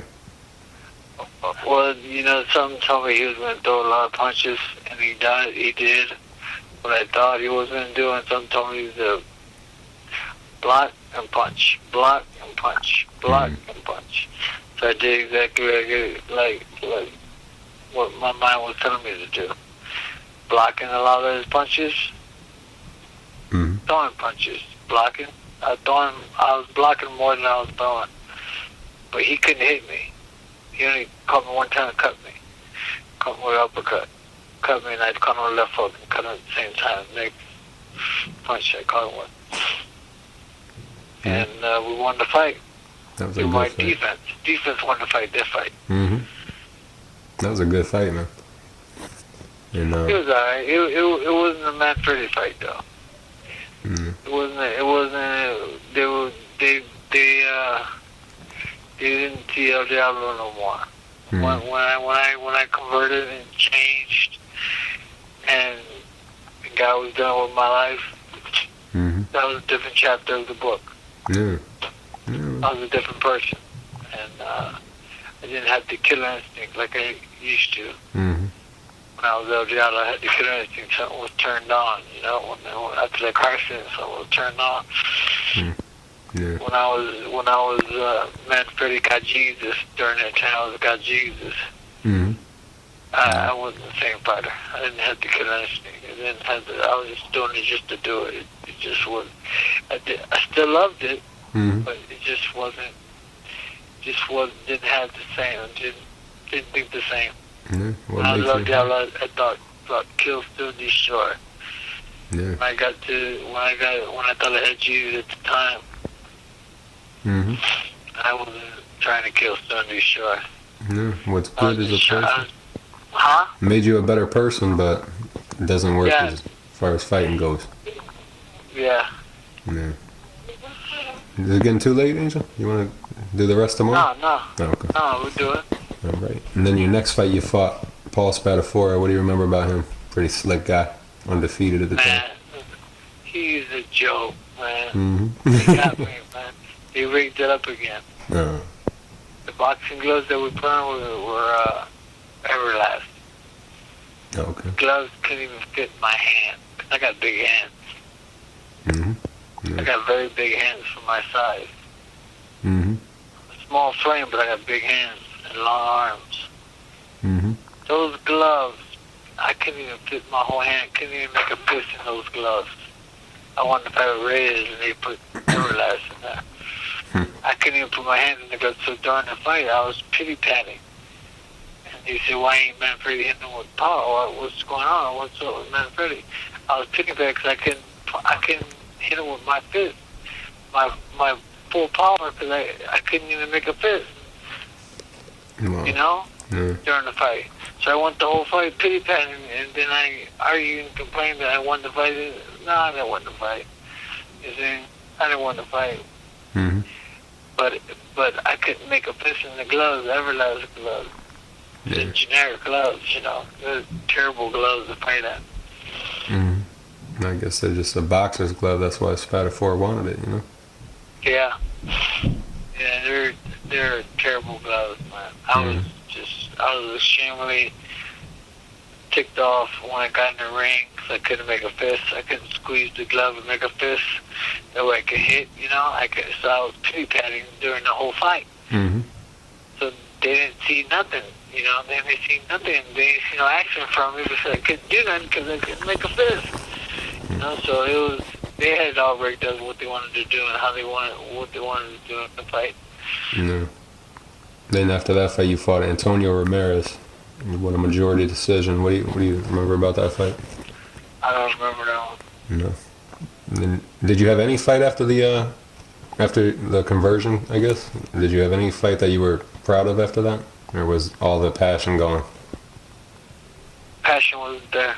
Yeah. Totally? What fight are you on now? We're going to the Moises Pedroza fight. Remember that fight? No. No? He's a pretty good fighter, too. You won TKO 7. How about John Bailey? No. Courtney Burton? Courtney Burton was a pretty good fighter. No, he's not a good fighter. You know, during that fight, when I fought Courtney Burton, I was going through depression. as a Christian. I was going through depression, and I didn't want to fight. I was in the locker room, day of the fight, crying. Wow. My pastor was in the locker room. He didn't go. My pastor don't go. He don't watch boxing, but he was in the locker room with me, to pray for me. Because I was crying and shaking because I didn't want to fight. I said, I don't want to fight. I didn't train for the fight. I didn't even train for the Courtney Burton fight. I didn't even train for that fight. Yeah. I used to go to the gym. I used to start crying. My wife got me, I forgot the trainer's name for that fight. Forgot his name. But I hated it. I didn't like that dude. Who was he? His name. A personal trainer? His name. No, the trainer that my wife hired for the fight. Courtney Burton fight. I didn't like this guy. And I was crying in tears. Day of the fight, at the fight. Yeah. I was mentally depressed. I was going through depression during that time. I did not know what I was going through. I was in my locker room saying, I don't want to fight. I don't want to fight. I'm telling my pastor, I don't want to fight. I don't want to fight. Yeah. It was a sad time in my life. But after I lost that fight, he knocked me down. When he knocked me down, I told the referee, I put my hand over my throat. Told him to stop the fight. I told him to stop the fight. He stopped the fight. I lost the fight. I didn't talk to nobody. I just wanted to get out of there. I just wanted to go. Something came over me after that fight. Wow. And I got the hunger back to fight again. So I fought. Who's the guy? Johnny West. Johnny West. Johnny West. I fought him. I knocked him out, right? Yeah. Last pro win, TKO 9. Okay, I knocked him out. Yep. I had a new trainer again. I got rid of all my old trainers. We forgot about I forgot to take about my trainers too. Yeah. What fight was the last one with Kelowna? What we do? I think it's better for. Okay, yeah. So what happened there? Why'd you change trainers? It was time for change, I felt. But in reality, it wasn't. It was. I shouldn't have made that change. No. I messed up when I made that change. Did you ever apologize to Sam and say it was a mistake? I apologized to Taylor, but I haven't talked to Sam. Yeah. What do you think he'd say if you did call him? I got his number. Mm-hmm. You know, I haven't had the opportunity to give him a call. Why? Sometimes I didn't have the opportunity to give him a call. You haven't came to my heart to give him a call and just talk to him about the past. Mm-hmm. You think you will? Yeah, oh yeah. Yeah, that's good. I talked to Taylor about a week ago. Told him everything. Oh, that's great, man. He told me, he said, you know, he told me, I said, you're a man, though. That's what he told me. He said, yeah, I'm a man. He said, okay, you made the decision. That's your decision you made. You're a man. You could do that. So I know, but that was wrong. It was a wrong decision. It hurt my career. Mm-hmm. If I'd have kept the team together, everything would have been good. Yeah, but you're at that age. You're at the time. You know, something I had to go through, you know? Mm-hmm. And I realized that after I talked to Taylor, it's like, yeah, something I had to go through, I guess, you know? Mm-hmm. And then after that Johnny West fight, I told Corbin, bring out Corbin Burton now. I know you're watching. Fight me now, Corbin Burton. I ain't depressed no more. And he wouldn't fight me. Mm-hmm. Then we fought Craig Weber. Or Weber. Craig Weber. That was on TV again, too. And I watched it. You know, I lost the fight. Mm-hmm. I didn't train properly for the fight as well as the other fight. I was going through depression again. Mm-hmm. And I didn't train. You know, my fire came out of me after the West fight. The fire came out of me again, and I got depressed again. Then I didn't train properly for that fight.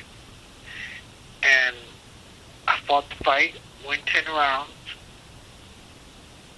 Then I heard a voice. That's it. I looked at my wife and said, that's it. She said, what do you mean that's it? I said, that's it. She said, what are you saying? That's it. I said, that's it. I'm done. I'm retired. Giving up. Mm-hmm. I don't want to fight no more. I don't love it no more. I gave it up right after that. I didn't know what I was going to do, Chris. I didn't know what I was going to do after boxing. Did not know what I was going to do. So I never did nothing else in my life. I never had a job. If I did have a job, it didn't last long. Because something always brought me back to boxing. Yeah. Something always brought me back. Boxing was my job. Boxing was your And job. after I retired boxing, I didn't know what I was going to do. I was in awe after I heard that voice. That's it. I already knew what to do. Tell my wife, that's it. She said, what do you mean that's it? I said, that's it.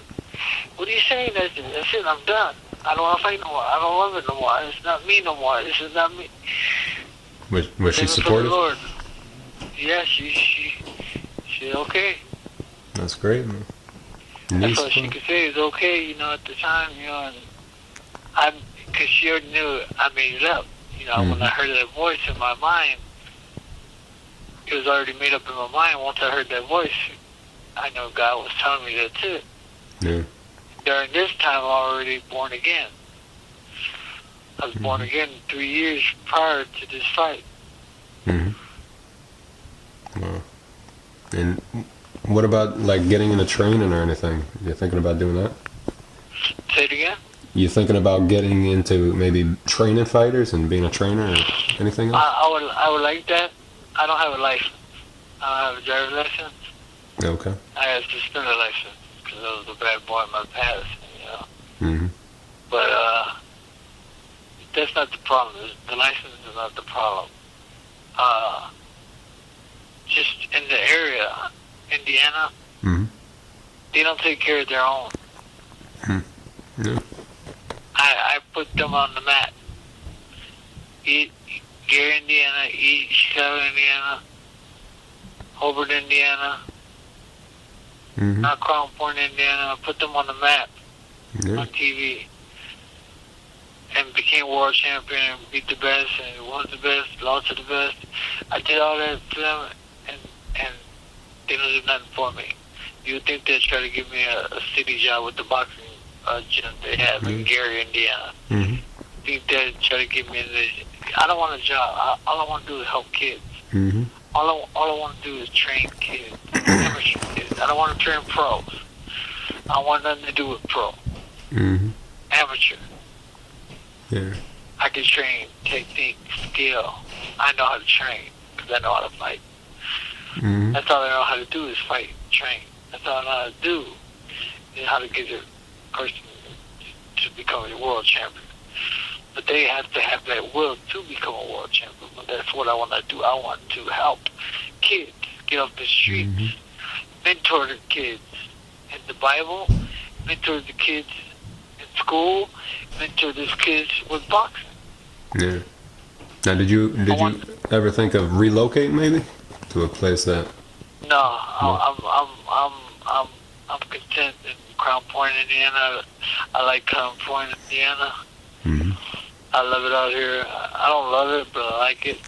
And they have very good schools for my kids. And I'm going to stay in Crown Point till God tells me to leave. I'm not ready right now, though. I haven't had nobody offer me nothing to go anywhere, to do anything else. A lot of promises from a lot of people. They're going to run shows and say he's going to do a movie on me. Magic Johnson, they all want to do something with me, but it's, a lot of promises. Yeah. Nobody likes to lose.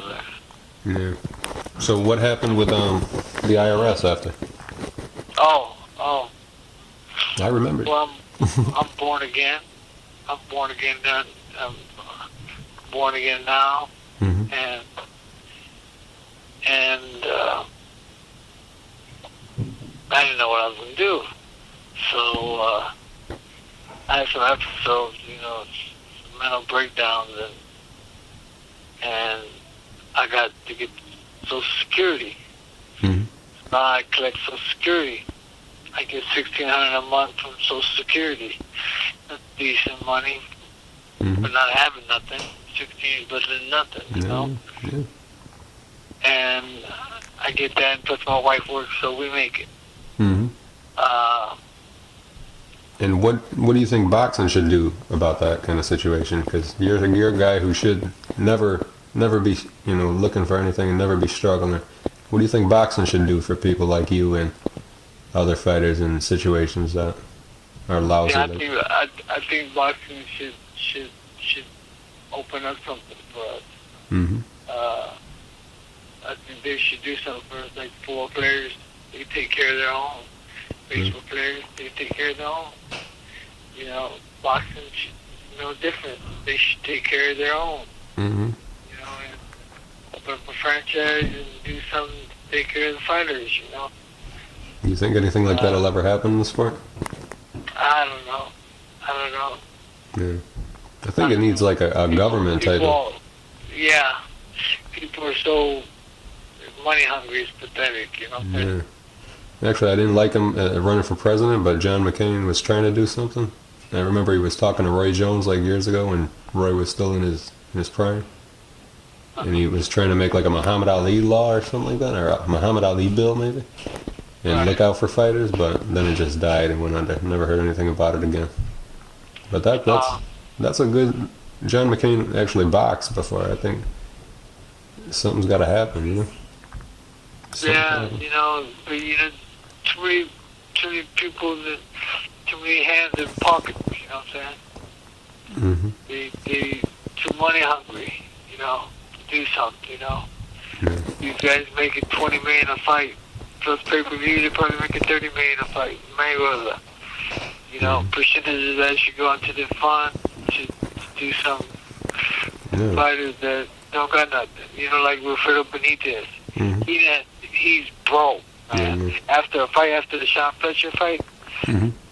he came up to me. I looked at him. I saw his situation. I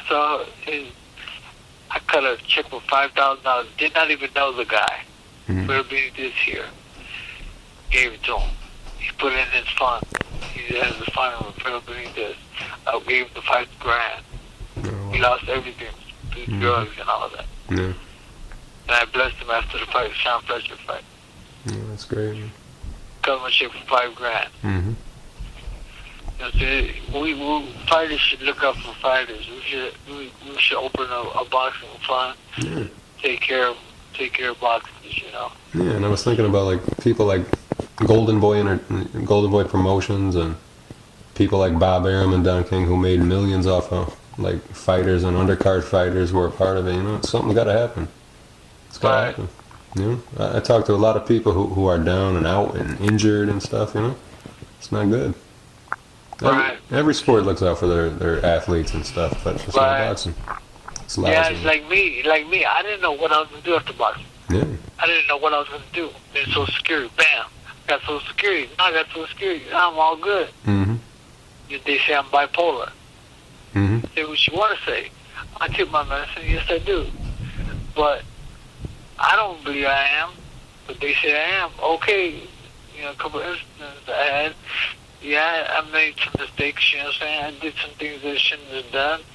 I said some things that I shouldn't have said. Oh, well, I'm bipolar now. Okay, cool. I take my medicine, but I get $1,600 a month. Mm-hmm. Tax-free. Yeah. And my wife works, so we make it. So I didn't have nothing after boxing. I didn't know what I was going to do about money. I blew it all. I blew millions and millions of dollars. I blew it all. So I didn't know what I was going to do. And then God provides Social Security. I paid it to Social Security, my taxes and all that. Mm-hmm. Okay? Now what you want to talk about?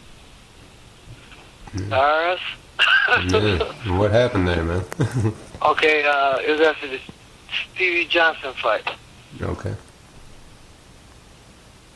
My wife, we had to pay taxes. Mm-hmm. And tax was, what I owed was $500,000. So, okay, cut a check for $500,000, gave it to my wife. She went, she paid it, she came back home, she looked at me, I said, never again. She said, what do you mean, never again? I said, never again. She said, what are you saying? I said, never will I pay taxes again. They don't put food on the table. They don't take the blows I take. They don't fight all over the world. They didn't buy this house. You know, put the clothes on the kids, feed the kids. They don't do nothing for me. Why would I pay taxes? I ain't never paying taxes again. So I went 7.5 years without paying taxes. Wow.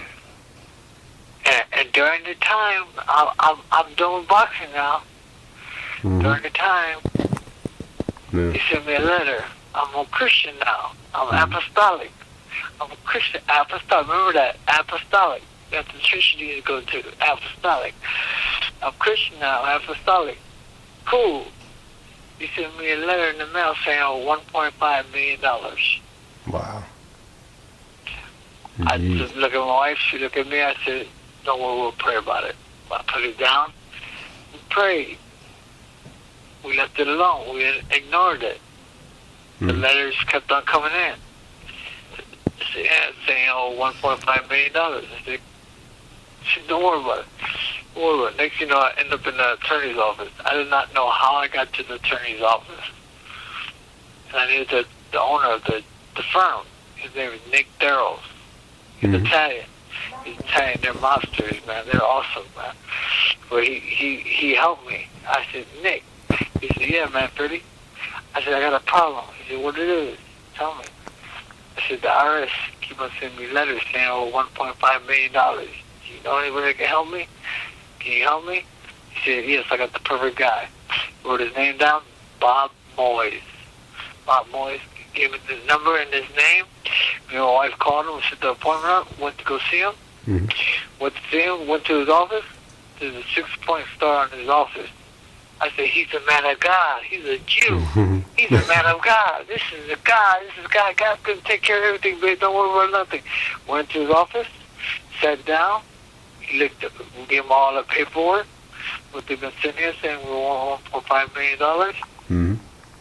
He looked at it, talked to us here and there, said this, said that. Then he said, how much can you afford to pay monthly for the rest of your life? I said, I can't afford to pay nothing. I blew it all, but I had my house paid off, but I didn't tell them. I put that bad boy for sale.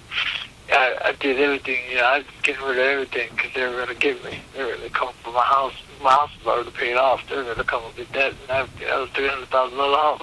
They were going to come get it. They were going to do all that. But I was smart. I just said, I said, we blew it all.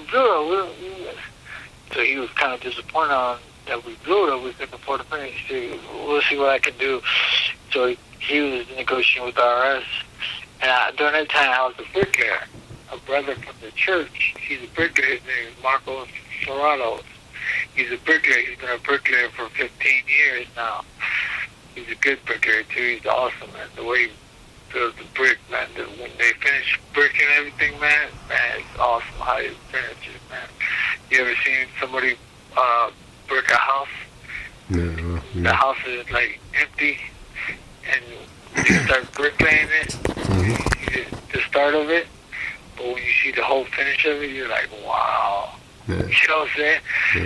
So he got me into bricklaying, so I went to bricklaying school, got into that. I went there for 3 months to school in Indianapolis, and came back, started bricklaying.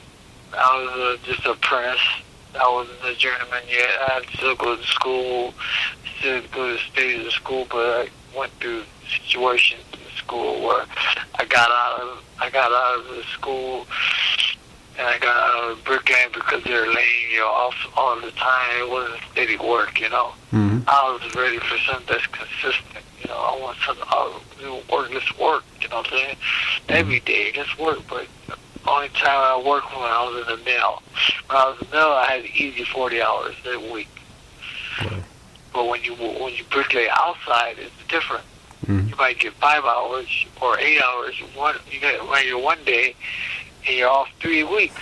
I get called back to work 1 day or 2 days. You're off 3 weeks again. So I got tired of that. I said, man, I can't do this, man. This ain't me. They weren't gonna put me back in the mill because I wasn't a journeyman. So I just said, forget this. I'm done with this. I don't want to do this. No, this ain't gonna provide for my family. So remember, I still didn't have Social Security then. I still don't have Social Security. I'm like, what am I gonna do? So I quit bricklaying.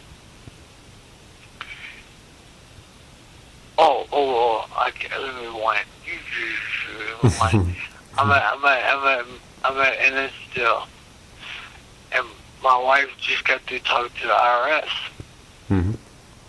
She had talked to the IRS, but the IRS was upset because they wanted their money. Mm-hmm. She called me at lunchtime when I was in birthday school. I said, hello? She sounded nervous. I said, hello? She said, you all right, babe? So I talked to the IRS. You want to hear what they had to say?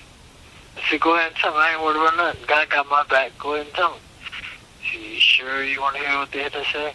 Mm-hmm. I said, babe, if I got to go to jail, so be it. I'll go to jail. I'll do my time.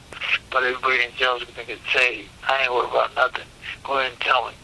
She said, you sure you want to hear what this is? I said, go ahead and tell me. Go ahead and tell me. It's gone. Gone? What do you mean gone? It's gone. What are you saying gone? It's gone. And it wasn't 1.5 million. It was $3.5 million. It's gone. Mm-hmm. Wow. It's gone, brother. That's great. It's not totally gone now. Yeah. This is where the 3.5 million is gone. That's gone. But I got a 10-year lien on my credit. Mm. Know what that means? I heard of it. I don't know exactly what it means though. Okay, I can't make over 50,000. Oh, okay. If I make over 50,000, they'll take it. Mm-hmm. Wow. So if I hit the lotto, they're taking their money. Yeah. That's the only way they. That's the only way they can get their money. Yeah. Wow. So basically, they're not getting their money. I got 3 years to go. That's funny. Yeah. I got 3 years to go. Yeah. That's good. That's good for you. Yeah, $3.5 million. Yeah, man. Wow. I got 3 years to go, and it's gone. Mm. After 10 years, it's gone. Wow. So man. That's good. That's great. Yeah. That's Yeah. That's a nice loophole. That's God, brother. Yeah. You prayed about it. He takes care of me. Yeah. He always took care of me, even when I was El Diablo. Mm-hmm. He was always there. Yep. He always knew what the people wanted, but what the people weren't gonna get. Because when I went from devil to angel, they didn't like angel. They didn't like Jesus. They didn't like me talking about Jesus. They didn't like that. Mm-hmm. They weren't at my face no more movie stars. They weren't ever know why, because I was claiming Jesus. Mm-hmm. Nobody wants to be around when you claim the name of Jesus, when you proclaim the name of Jesus. Mm-hmm. He said, but if I be lifted up, I draw all men unto me. I'm lifting up the name of Jesus now. He's my God. He's my Father. He's everything to me, man. And I ain't gonna deny him for nobody. Mm-hmm. Yeah. No matter what depression you're in, just keep shouting. I don't care what I go through in life. That's right. I've been through it all. Yep. I've been through depression. Mm-hmm. I've been through oppression. Mm-hmm. I've been through situations. I had millions. I had it all. I could buy anything, Mm-hmm. do anything, travel anywhere. That's it. Then I had it all taken from me. Yeah. Then I blew it all. Then now I'm content. Mm-hmm. I got a little house. I live in a little house right now. We got a 3-bedroom house. Mm-hmm. But we made it a 4-bedroom. It's a small little house. You see it, you be like, wow, that's small. But you know what? We're content. Yeah. We're happy with what we got. Yeah. You know what I'm saying? We didn't ask nobody to help. You know what I'm saying? Yep. Sometimes we don't have food. Sometimes we go that way. Mm-hmm. And we pray, and God provides the food. Mm-hmm. It happens. It happens that is good. sometimes. That's right. But we keep our faith. We believe. We don't doubt. We know that God's going to make it, Mm-hmm. provide the needs to be met in our lives. Wow. That's crazy, man. Regardless of what happens in our life, we don't. I've been through it all. I've been through the storms. As Christians, you go through storms of many kinds. Spiritual warfare. You go through all kinds of stuff. of many kinds as Christians. And you endure. The Bible says, they that endure to the end, the same shall be saved. It's the enduring to the end is what I'm talking about. By 2013, May 13, 2013, the health care bill is going to be pushed. Listen what I'm telling you. Listen what I'm telling you. The health care bill is going to be pushed. They're going to be pushing the chip, the mark of the beast, 666, the chip. It's a microchip. It's as big as a grain of rice. They want to plant these chips inside people. By 2017, they said everybody's going to have it. Yeah. Yep. It's happening, bro. It's happening. I've been saying that, man. It's true. Oh, yeah. In Mexico, they got over there in Mexico. Yep. People are getting it over there in Mexico. But in 2013, what words? May 13, 2013, something's going to happen with the healthcare. They're going to push that chip. Yeah, you're right, man. It's already been told. Mark of the beast. It's happening. That's right, man. Mark of the beast. It's happening. It's happening. The Bible is true. That's right, man. I am the Bible. I live the Bible. I lived out the Bible. Everything the Bible says I did negative, I did. Yeah. I broke I did what the Bible said. I fornicated. I committed adultery. I lasciviousness, covetousness. I did it all. Yeah. I was greedy. I was nasty. I didn't care about my kids. I didn't take care of my kids. I wasn't the father. I wasn't the husband. I didn't do nothing. I slept with everybody else. I did the drugs. I didn't care about nothing. I didn't care. I was the El Diablo. It did not matter to me. But boom, angel came. That's it. Old things passed away, behold, all things are made new. You ask for I'm blessings. a new man now. That's it. Ask for the blessings and Man. you will receive it. Yeah, I'm a new man now. That's it. God You know bless what I'm you. saying?